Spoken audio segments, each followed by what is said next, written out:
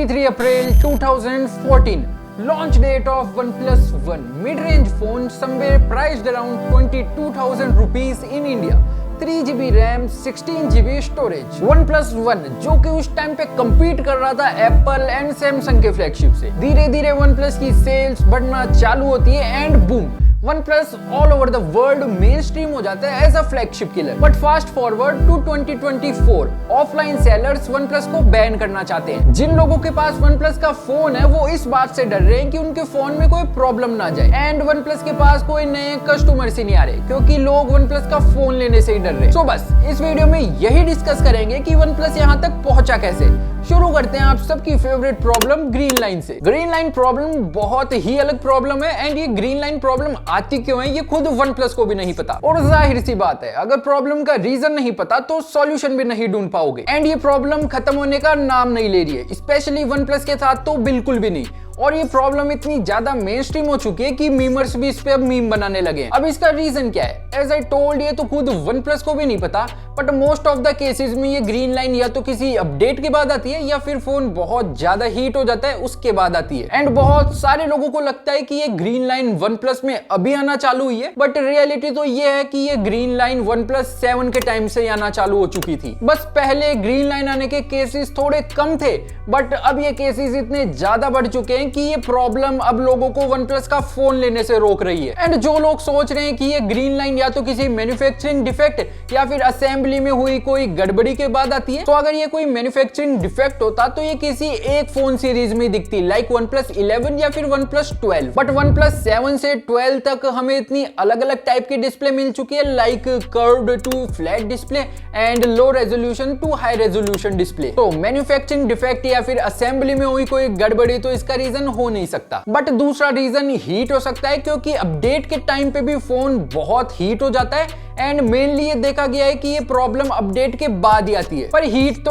और भी बहुत सारे काम जनरेट करते हैं, लाइक गेमिंग, फोन चार्जिंग के वक्त या फिर 4K वीडियो रिकॉर्डिंग करते वक्त। तो हीट भी इसका एक मेन रीजन तो हो नहीं सकता एंड बहुत सारे केसेस में तो फोन लाइक टेबल पे स्टिल पड़ा है और उस पे भी ग्रीन लाइन आ जाती है। इवन एक पर्सन ने तो नया नया Nord 4 लिया था ऑफलाइन से एंड जब वो अनबॉक्स कर रहा था फोन को, उसके फोन में तभी ग्रीन लाइन आ गई। तो अब इसे रोके कैसे?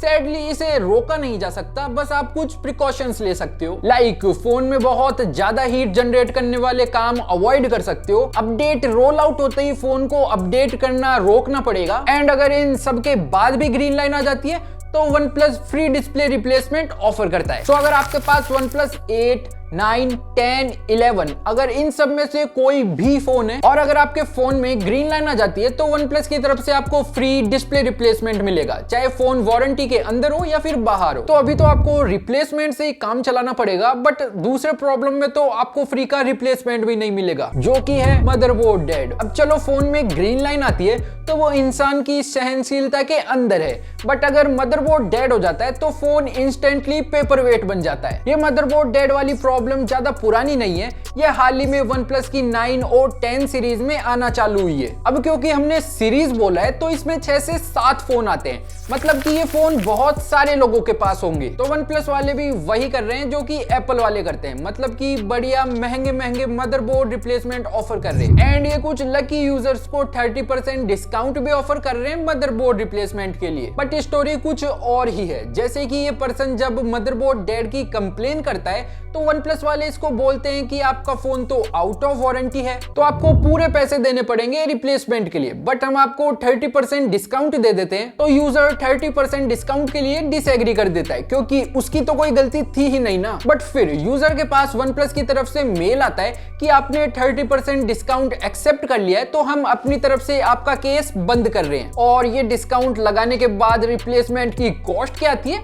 20,000। मतलब इन्होंने तो अपनी तरफ से तो कोई सॉल्यूशन निकाला ही नहीं ना यूजर के लिए। ओ मदरबोर्ड डेड हो गया तो रिप्लेसमेंट करा लो, क्योंकि गलती तो आपकी है ना। और ये है इनके मदरबोर्ड रिप्लेसमेंट की एक्चुअल कॉस्ट, जो कि एक एवरेज यूजर को देनी पड़ेगी। तो क्या आपको लगता है कि जितनी कॉस्ट ये मदरबोर्ड रिप्लेसमेंट के लिए मांग रहे हैं उतनी इन फोन्स की भी वैल्यू होगी? बट ये तो थे सर्विस सेंटर रिलेटेड इश्यूज, पर OnePlus ने इसको लेके एक ऑफिशियल रिप्लाई भी इशू करा है, जिसमें कि इनका कहना है कि हमने सारे इंस्पेक्शन कर लिए और हमें पता चला है कि ये कोई मैन्युफैक्चरिंग डिफेक्ट या फिर डिजाइन फ्लॉ नहीं है हमारी तरफ से। और इनका ये भी कहना है कि आपके पास ऐसा कोई प्रूफ नहीं है जो कि ये साबित करता हो कि हमारे सॉफ्टवेयर अपडेट देने से आपको ये प्रॉब्लम आ रही है, तो या तो रिप्लेसमेंट करा लो या फिर फोन नया ले लो। तो अब आप पूछोगे कि ये प्रॉब्लम आ क्यों रही है, एंड मैं फिर से यही बोलूंगा कि खुद OnePlus को भी नहीं पता। ओह सॉरी, पता तो जब लगेगा ना जब ये प्रॉब्लम को एडमिट करेंगे, बट इनका तो कहना है कि सारी गलती तो यूजर की है। लॉजिकली मदरबोर्ड डेड होने का रीजन या तो कोई सॉफ्टवेयर अपडेट हो सकता है या फिर फोन का बहुत ज्यादा हीट होना हो सकता है,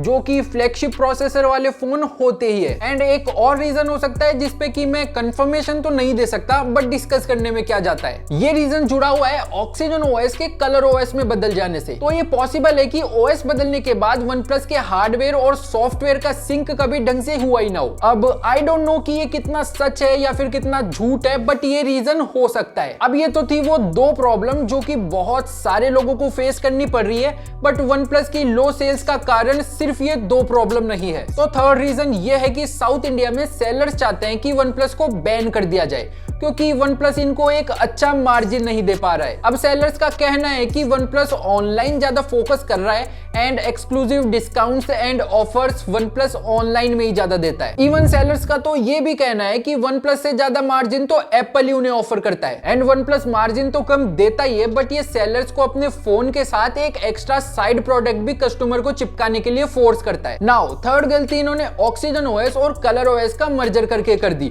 क्योंकि पहले जेन्युइनली लोगों को ऑक्सीजन ओएस बहुत ज्यादा पसंद था, बट पहले इनका कहना था कि हम तो कलर ओएस से बस इंस्पिरेशन ले रहे हैं ताकि कलर ओएस के भी बढ़िया वाले फीचर्स ऑक्सीजन ओएस में आ जाए। बट आज के टाइम पे हाल कुछ ऐसा है कि ऑक्सीजन ओएस का सबसे बड़ा कॉन ही है कि वो कलर ओएस जैसा दिखता है। अब ऐसा ही एक और झूठ इन्होंने अपने OnePlus 12R के लॉन्च के टाइम पे बोला था कि 12R में UFS 4.0 स्टोरेज है। अब लॉन्च के टाइम पे इन्होंने जम के मार्केटिंग कर दी कि स्टोरेज 4.0 है, और रिव्यूज के टाइम पे लोगों ने भी स्टोरेज 4.0 ही बताया, और पूरी मार्केटिंग होने के बाद बस सॉरी बोल के निकल गए। तो अब OnePlus का फोन लेना चाहिए या फिर नहीं लेना चाहिए? देखो, फोन को अगर लंबे टाइम तक चलाने का प्लान है तो आपको पता है कि आपको क्या करना है। एंड वीडियो भी यहीं पे खत्म होती है और मिलते हैं अगले वीडियो में।